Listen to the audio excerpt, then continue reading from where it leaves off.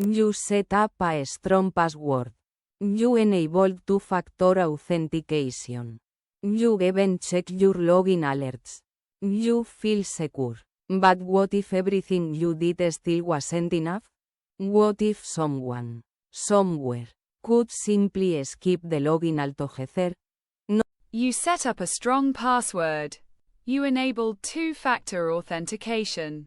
You even check your login alerts. You feel You set up a strong password. You enabled two-factor authentication. You even check your login alerts. You feel secure. But what if everything you did still wasn't enough?